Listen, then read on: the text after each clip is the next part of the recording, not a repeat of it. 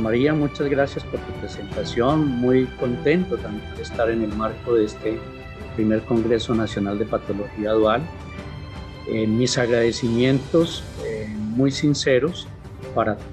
toda la Junta Directiva, para nuestro presidente, el doctor Uriel Escobar, que permitieron el desarrollo de este encuentro y una organización impecable que he visto en el transcurso del día. Cuando organizábamos la programación, el doctor Uriel me pedía que hablara un poco del tema de cannabis medicinal. Y la verdad es que yo vengo del mundo de las adicciones, del mundo de la patología dual, y por supuesto eso me permitió conocer a profundidad el tema de la marihuana como sustancia provocadora de adicción, provocadora de síndrome motivacional, provocadora de problemas de memoria y concentración y riesgo de esquizofrenia. Pero cuando empieza el tema del cannabis medicinal, también me adentro a estudiar esto con el fin de mirar y poder evidenciar qué posibilidades se tienen, pero también qué cuidados hay que tener con respecto a el tema del cannabis medicinal. Les consulto si están viendo la presentación. Sí, doctor, aquí la estamos viendo. Perfecto, muchas gracias. Entonces, es importante hacer un poco también de pedagogía para explicar a los que apenas se adentran en el tema del cannabis medicinal sobre las propiedades que tiene esta planta milenaria que se conoce 5.000 años antes de Cristo y que hizo parte de la farmacopea de los chinos, de los hindús y de muchos otros países del mundo para el alivio de muchas enfermedades.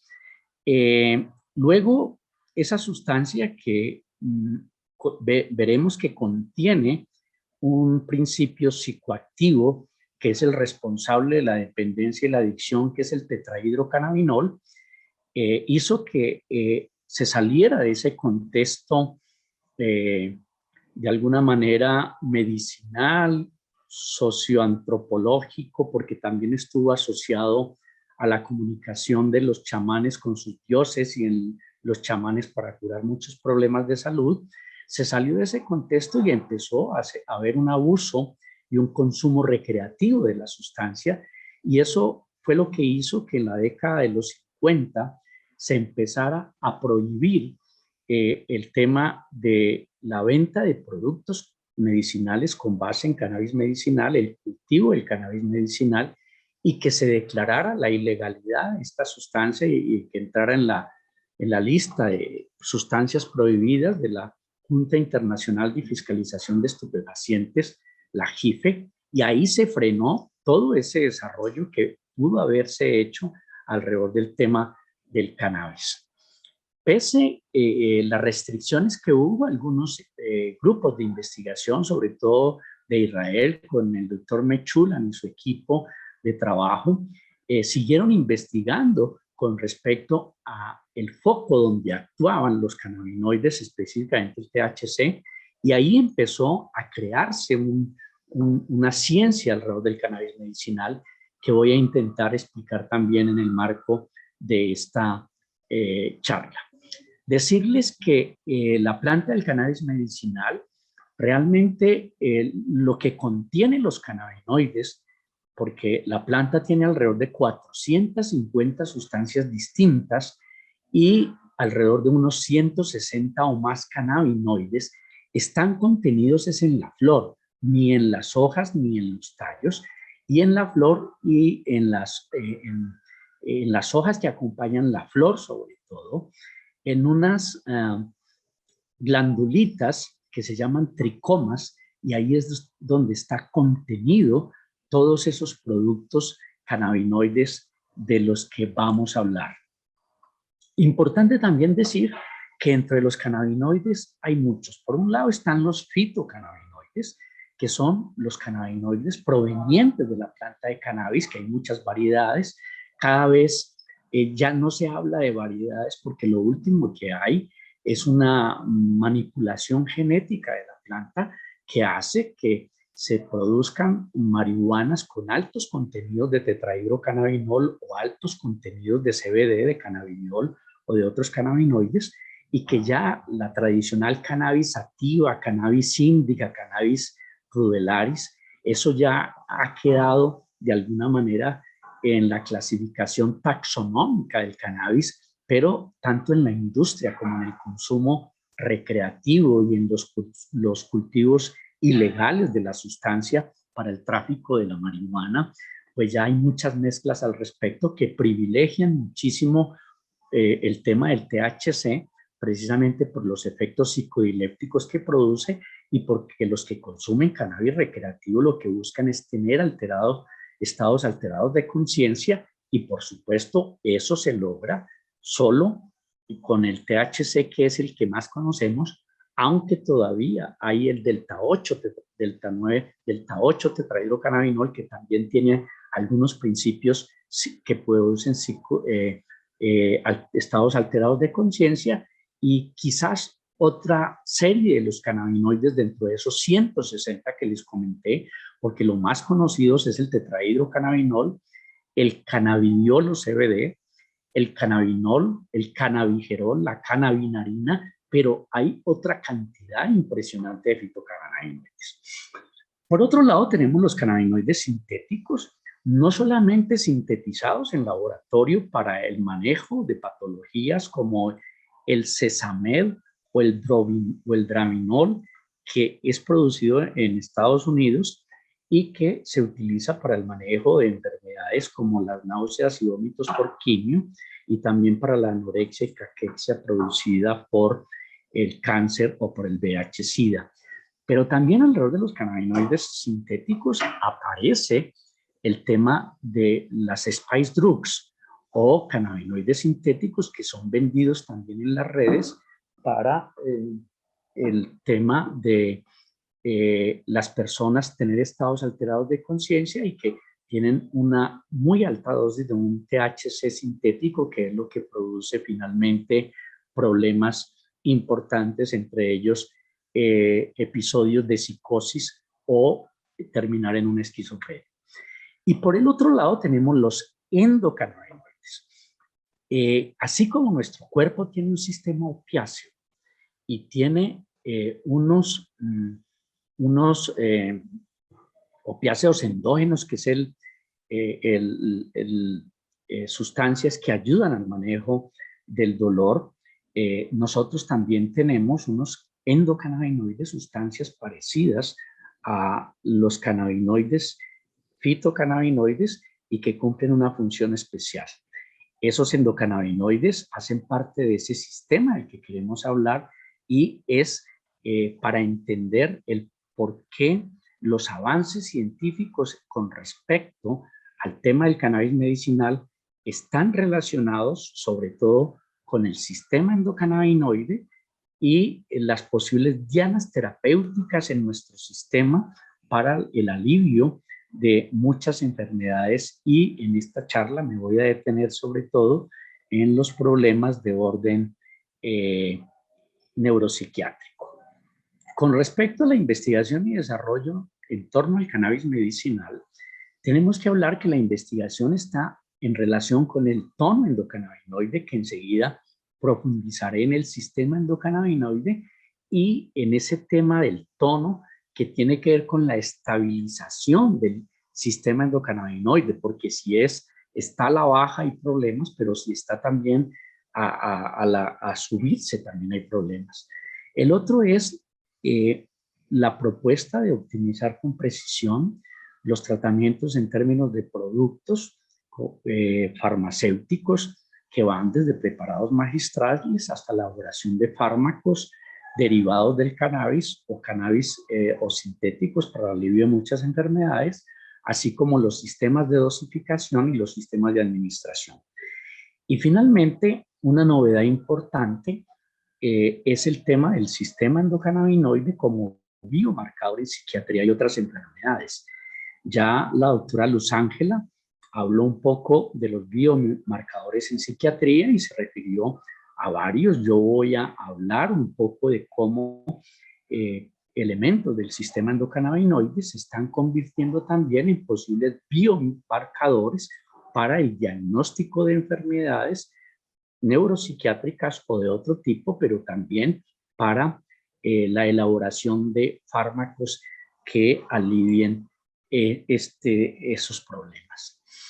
El sistema endocannabinoide, como les decía, hace parte de todos los sistemas que tiene nuestro organismo, como el sistema serotoninérgico, dopaminérgico, el sistema opioide, donde tenemos las encefalinas y endorfinas, y donde tenemos en nuestro sistema una serie de receptores que son los mu, kappa y delta, donde actúan estas encefalinas y endorfinas, pero también donde actúan la morfina, el demerol o la heroína cuando un consumidor consume este tipo de sustancias, allí se aloja. El tema del sistema endocannabinoide es entonces un sistema compuesto por unos receptores, compuesto por unos cannabinoides endógenos y compuestos también por unas enzimas que sintetizan esos pseudo neurotransmisores, porque no son exactamente neurotransmisores, sino que también los degradan. Una cosa interesante con el sistema endocannabinoide es que tenemos en todo el cuerpo receptores CB1 y CB2 que están acoplados a proteína G, pero también hay otro tipo de receptores como los receptores que se han llamado los GPR y los receptores vaniloides que hacen parte de todo el sistema endocannabinoide. Nuestro organismo produce unos cannabinoides endógenos que les decía que son sustancias como la serotonina o la dopamina, que se llama la anandamida o el ácido araquinoiglicerol, y hay otro menos conocido que es el onadinéter. Pero hay enzimas también que ayudan a la síntesis de estos cannabinoides endógenos o a la degradación, en el sentido de que nuestro cuerpo, tan inteligente que es,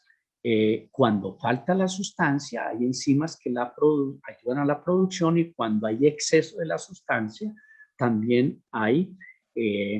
enzimas que la degradan, que la eliminan. Una de las particularidades del sistema endocannabinoide es que mientras los otros sistemas están ubicados en la neurona presináptica, donde hay unas vesículas donde se acumula la dopamina o la serotonina, y que hay estímulos que la hacen producir, unas vesículas donde se acumulan esos neurotransmisores, y luego por algún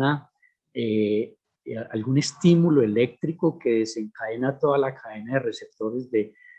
calcio y de potasio, se revierten a la hendidura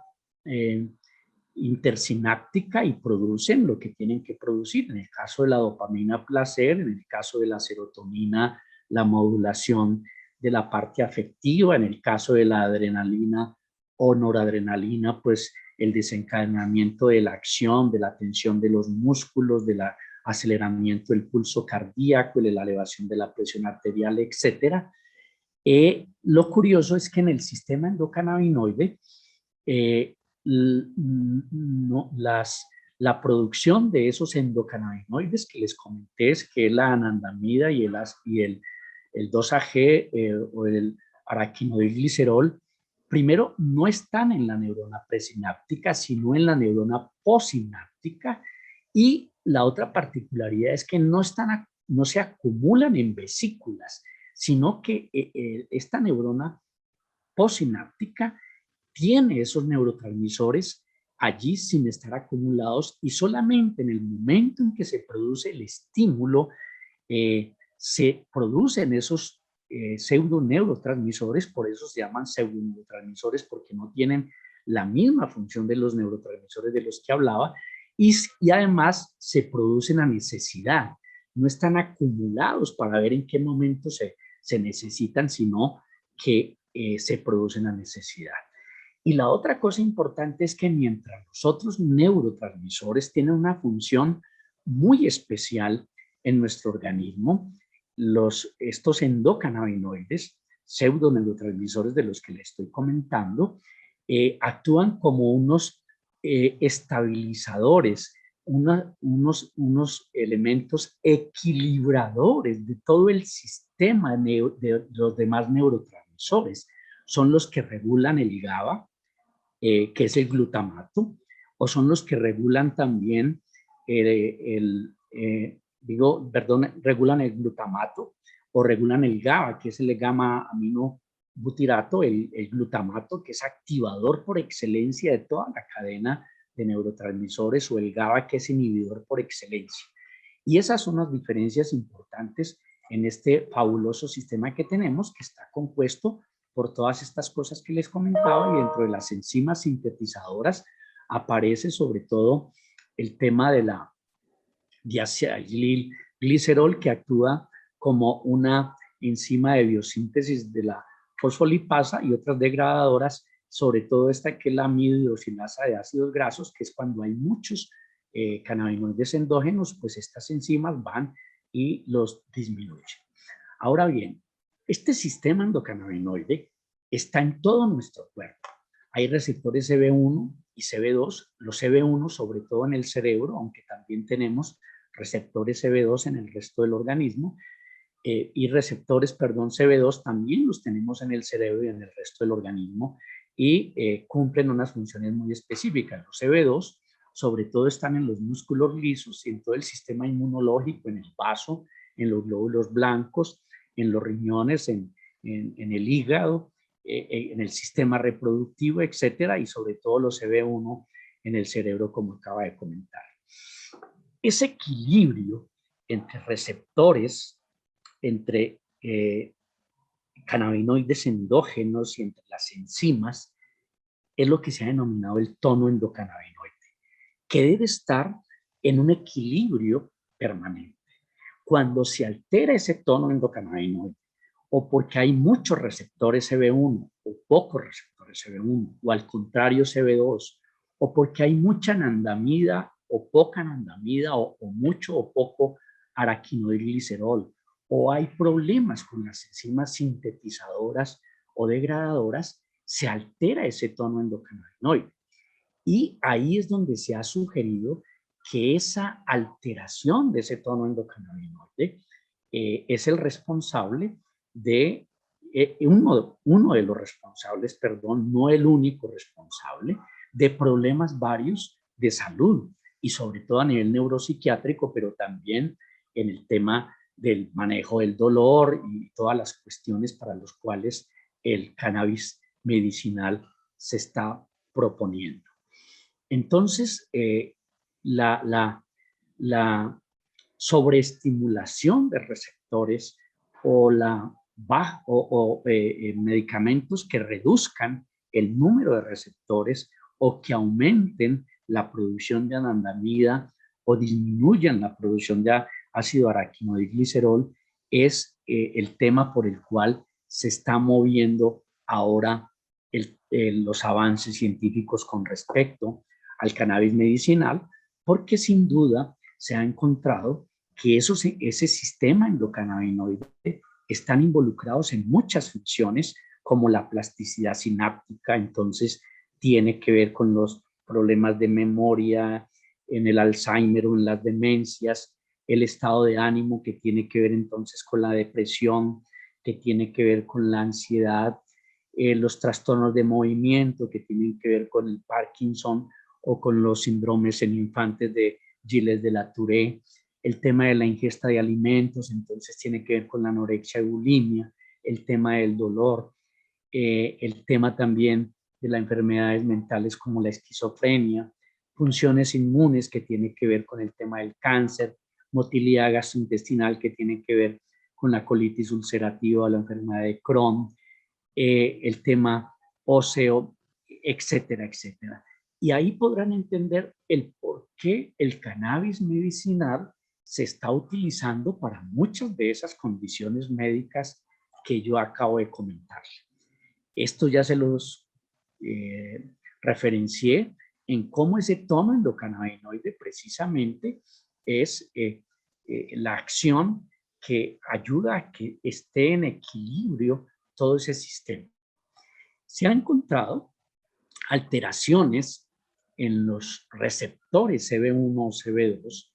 o en la cantidad de anandamida o de 2-ácido araquinoidglicerol en la enfermedad de Alzheimer, en esclerosis múltiple, en la enfermedad de Huntington, trastornos por uso de alcohol, trastornos del estado de ánimo, TDAH, esquizofrenia y demás. Y debido a eso es que se empieza a hablar de la medicina de precisión que también en el transcurso de hoy, tanto el doctor Sherman como la doctora Rojas, Rojas habló del tema, pues yo también me tengo que referir a esto, donde a eso apunta que sabiendo el tono endocannabinoide de las personas y buscando en distintas enfermedades cómo está ese sistema endocannabinoide, se pueden crear medicamentos que ayuden con precisión al alivio de esas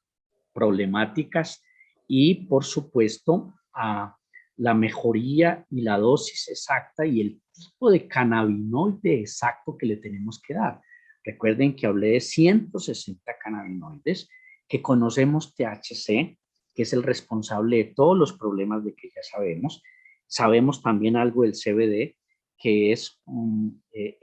contrarresta muchos de los efectos del THC y que además regula mucho el sistema endocannabinoide. Y conocemos poco del cannabinol y el cannabigerol y la cannabinarina y mucho menos de los otros 155 cannabinoides que hay al respecto, pero eso tiene que ver algo con nuestro sistema endocannabinoide y hacia eso apunta la investigación. Entonces, la mejora de ese tono endocannabinoide se está relacionando con desarrollar compuestos que inhiban las enzimas que degradan la anandamida o el ácido araquinoidglicerol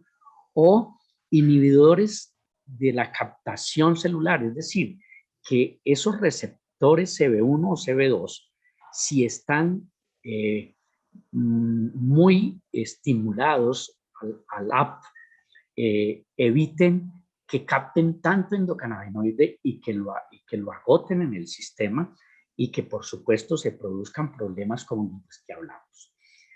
El otro es la modulación farmacológica de receptores CB1 y CB2,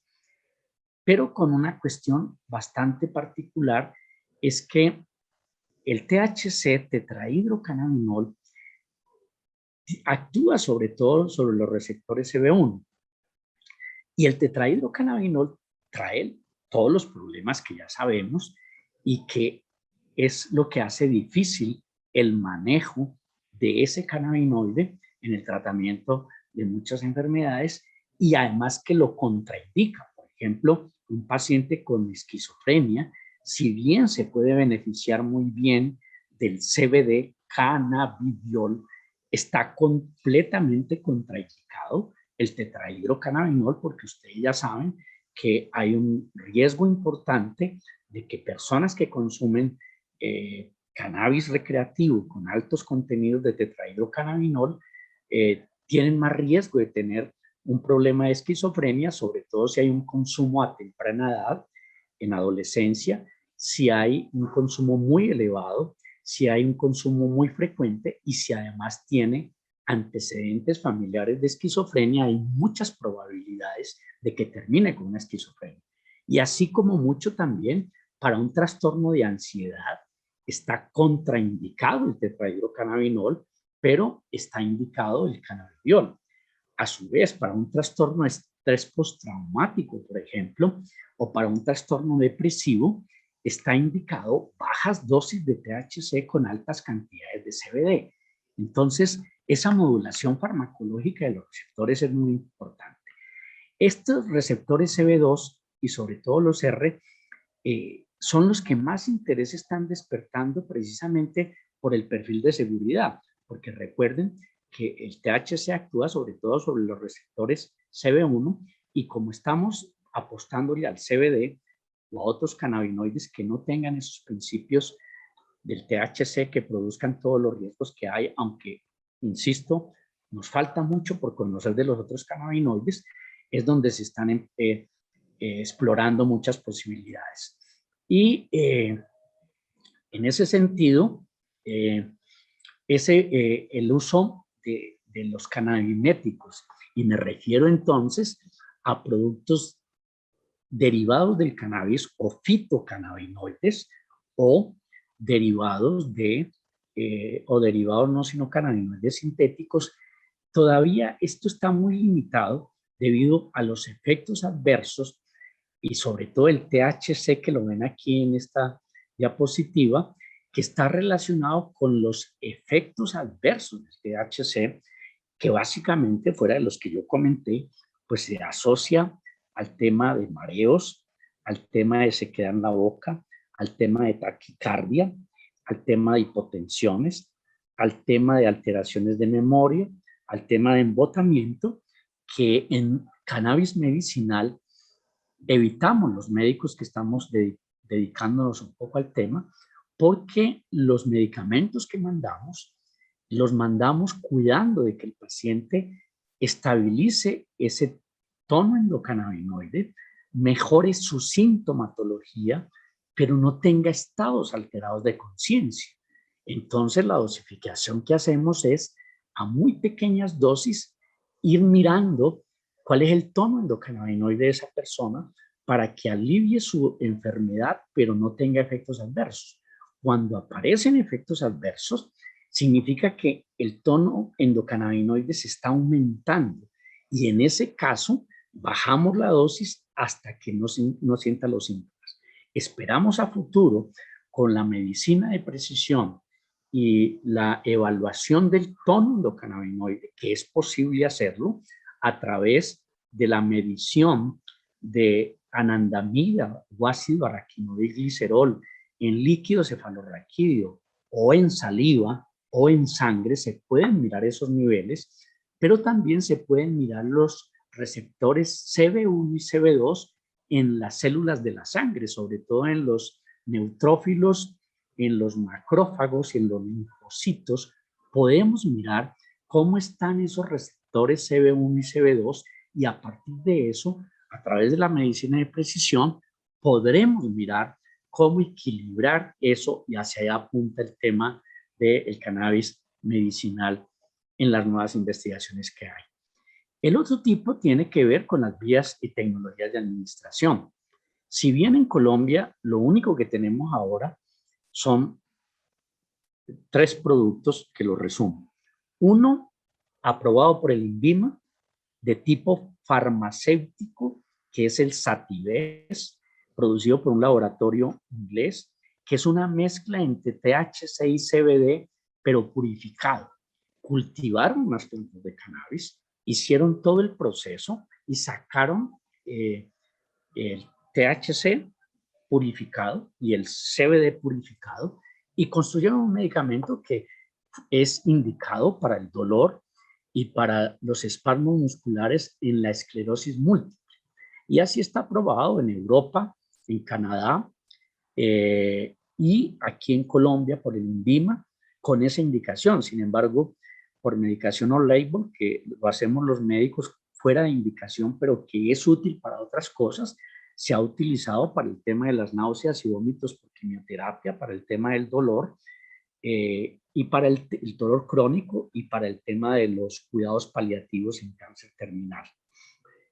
Otro producto es el Neviot, producido por un laboratorio colombiano, Procaps, de Barranquilla, que es CBD también purificado y que es la copia de otro medicamento que existe a nivel mundial que se llama el Epidiolex, que también es proveniente de la planta de cannabis, pero purificado y que es útil para la epilepsia refractaria, el síndrome de Dravet, síndrome de Lennox-Gastaut y tuberosis, se me olvida el otro nombre, pero es la otra causa de epilepsia refractaria que no responde a tratamiento y en el cual una persona o sobre todo los niños pueden convulsionar hasta 30 o 50 veces al día. Los otros productos que tenemos con aprobación y registro INVIMA, al menos del laboratorio que lo produce, que es de buenas prácticas de elaboración, son los preparados magistrales, en su mayoría para administración sublingual, y en el momento hay en Colombia alrededor de unos 7, 8 laboratorios que producen preparados magistrales, unos con más alto THC y poco CBD, otros con más alto CBD y poco THC, y otros que tienen una fórmula 1:1 en la cual hay, por decir algo, 12 miligramos de THC por mililitro y 13 miligramos de CBD, y se administran dependiendo de las patologías y demás. Eso es lo que hay en Colombia. Pero, ¿por dónde se están desarrollando las cosas? Supositorios, parches, e inclusive se está pensando en inyecciones de depósito, porque los cannabinoides son muy lipofílicos, se acumulan muy bien en tejido graso, y aprovechando esa condición se están pensando inyecciones de depósito para ponerle a una persona, así como algunos medicamentos de estos que se les da a las personas con esquizofrenia, que son inyecciones cada mes o cada 3 meses, pues por ahí también se está pensando. Y el otro es el tema de cápsulas gastroresistentes que atraviesen bien el estómago, porque los jugos gástricos dañan los principios de los cannabinoides, entonces tienen que pasar al duodeno, al intestino delgado, y se necesitan cápsulas gastroresistentes. Por ahí está. El otro es el sistema endocannabinoide. Estoy bien de tiempo, gracias por el aviso. Ha ganado interés pues para el tema de biomarcadores en psiquiatría, porque ya hemos visto cómo ese sistema regula la motivación, regula las emociones y regula la cognición. Aquí en esta diapositiva mostramos los receptores CB2 en rojo y los receptores CB1 en negro, pero miramos dónde están distribuidos en todo el cerebro, desde los ganglios basales, la corteza prefrontal, el hipocampo, todo el sistema límbico que tiene que ver con la amígdala, el núcleo accumbens, la sustancia nigra y demás, y ahí hay unas funciones específicas que cumple el cerebro, como por ejemplo en los ganglios basales la conexión, el aprendizaje, la respuesta emocional, el control motor, y ahí es donde uno vemos la utilidad de los fitocannabinoides o cannabinoides sintéticos para el alivio de muchas patologías, y ahí pues está todo lo demás. Sobre todo, los receptores CB1 han mostrado una buena actividad en el manejo del estrés y el desarrollo del estado de ánimo, sobre todo en lo que tiene que ver con la ansiedad, la depresión y el trastorno bipolar y el estrés postraumático, así como también en el tema de la hiperactividad y la anorexia, bulimia nerviosa. El potencial terapéutico de del tono endocannabinoide, pues está buscando de enzimas degradantes de endocannabinoides, como les comenté, y sobre todo de los receptores CB2 que tienen que ver con el efecto ansiolítico, el efecto antidepresivo y el efecto antipsicótico. Recuerden que les hablé como el cannabidiol está muy indicado en trastornos psicóticos, en los trastornos de ansiedad, en los trastornos de estrés postraumático y como antidepresivos, aunque hay estudios que muestran que en el estrés postraumático, sobre todo, y en la depresión, bajas concentraciones de tetrahidrocannabinol y altas concentraciones de cannabidiol son bastante útiles. Pero por ahí va este tema con respecto a eso. ¿Hacia dónde va la investigación? Pues volvemos a lo mismo, la manipulación de los ligandos, es decir, de esos receptores y de las enzimas que producen o degradan la anandamida o el ácido araquinodeglicerol. Estudios en animales han mostrado cómo, sobre todo, posibles biomarcadores en los trastornos depresivos mayor tienen que ver con los temas de los receptores CB1 en el núcleo accumbens. En la esquizofrenia, los receptores CB1 y CB2 en el núcleo accumbens también. Si bien para efectos farmacológicos los de interés son los receptores CB2, para la producción de la esquizofrenia y la producción del trastorno depresivo mayor, sí se ha estudiado cómo esas personas tienen una sobreestimulación de este tipo de receptores y pues se trata de trabajar en ese aspecto. En el estrés postraumático vuelve a aparecer como una sobreestimulación de los receptores CB1 en el hipocampo y enzimas que degradan mucho los endocannabinoides sugieren un papel muy importante en la enfermedad del trastorno de estrés postraumático y por supuesto medir cómo está eso en la persona a través de saliva, líquido cefalorraquídeo, sangre o los receptores, como les comenté, es una posibilidad. La otra, se ha sugerido que los CB1 juega un papel importante en el trastorno impulsivo y hay investigaciones pues ya en ratones y demás. Con respecto a los trastornos alimentarios, también se ha venido encontrando un papel clave de los receptores CB1 involucrados en esta enfermedad y los desafíos están relacionados con un tema es que si bien hay posibilidades, esa interacción del sistema endocannabinoide con todos los demás sistemas, el serotoninérgico, el dopaminérgico, el GABAérgico, el glutamatérgico, el sistema opioide, esas interacciones hacen muy difícil la manipulación del sistema porque puede alterar otro tipo de cosas y ahí pues hay muchos interrogantes con respecto a lo que se puede desencadenar y los posibles efectos adversos. Con esto termino diciendo que todavía falta mucha investigación y casi que mi conferencia termina diciendo, como todos los estudios de Cochrane, donde dice falta investigación, todavía no se puede decir que hay evidencia real sobre eso. Y finalmente, no perder de vista la función que tenemos los médicos y todos los que trabajamos en la salud de las personas del principio hipocrático de primero no hacer daño y en esa vía tenemos que avanzar. Al final hay una bibliografía extensa de todo lo que les he hablado, muy reciente, de años también del 2010, 2016, 2018, 2020, donde podrán consultar todo lo que he mostrado y con eso agradezco su atención y a ustedes si hay preguntas con mucho gusto. Adelante, doctor Uriel. Sí, gracias, doctor Castaño. Excelente su disertación. Uno de los grandes retos que tenemos nosotros en este momento, los que trabajamos con lo del tema del cannabis medicinal, es, además de hacer esta divulgación a toda la comunidad, es desmitificar muchas de las cosas relacionadas, ¿no?, con el uso del cannabis. Si yo voy acá a Pereira, que es la ciudad donde vivo, en todo el centro hay chozas o pequeños ventas, digamos así, de cannabis y la utilizan para absolutamente todo lo habido y por haber, ¿cierto? Entonces, tal como lo has expresado, yo pienso que hay una serie de evidencias científicas muy claras en las cuales demuestra la efectividad del cannabis medicinal, pero definitivamente ni es la panacea y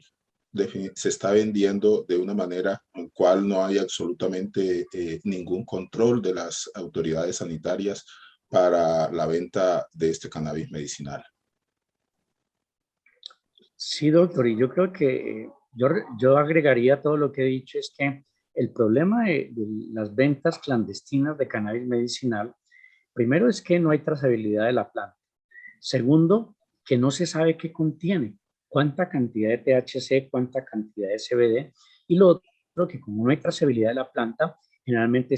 son plantaciones clandestinas, contaminadas con metales pesados, con fungicidas.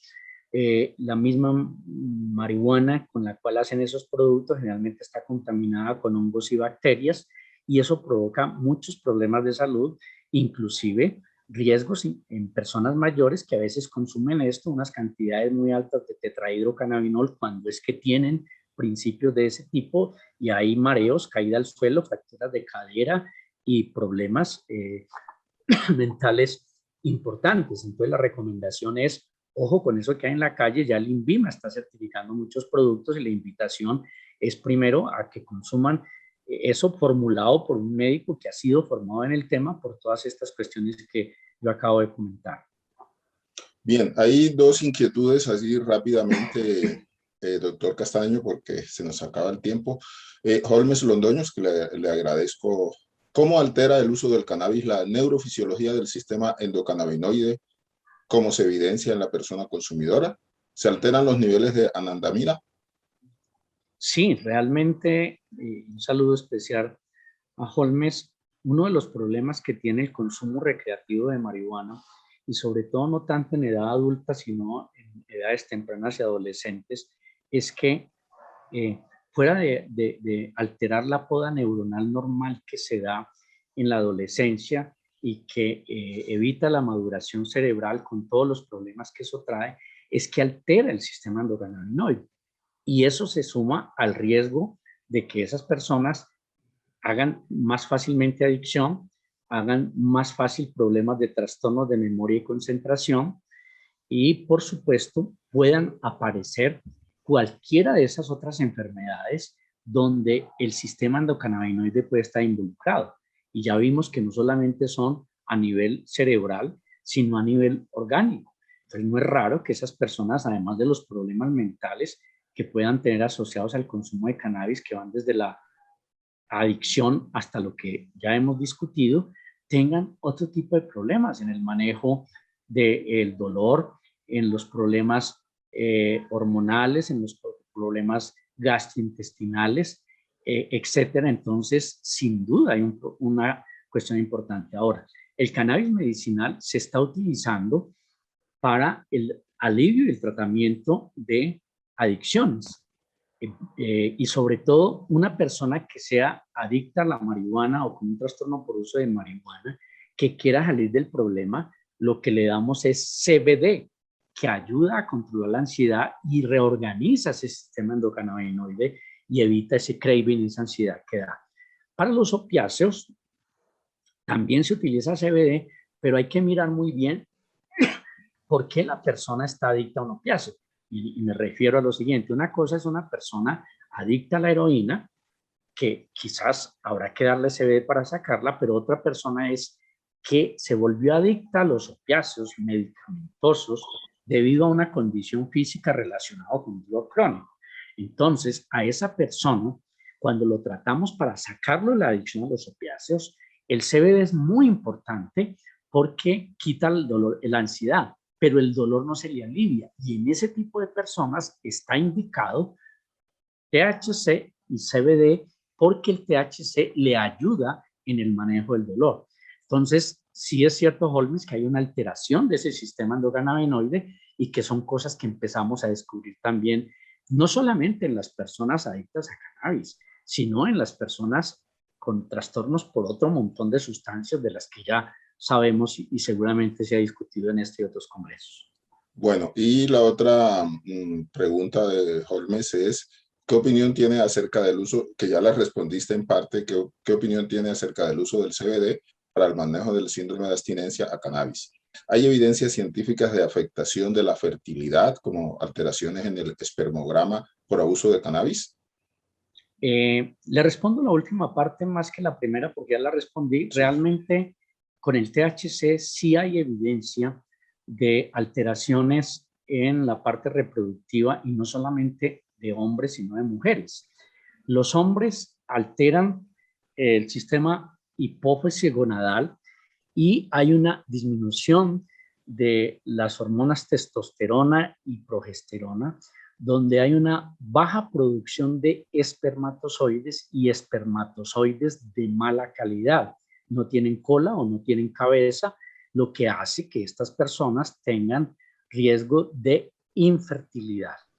También en ese mismo eje es posible que los hombres que abusan de cannabis y sobre todo de tetrahidrocannabinol, que yo creo que siempre cuando hablamos de cannabis hay que como diferenciar estas cuestiones, porque el THC es el que la gente busca para usos recreativos nadie consume CBD ni otros cannabinoides para uso recreativo, porque eso no produce estados alterados de conciencia, que es lo que busca la persona. Entonces, en los hombres que abusan del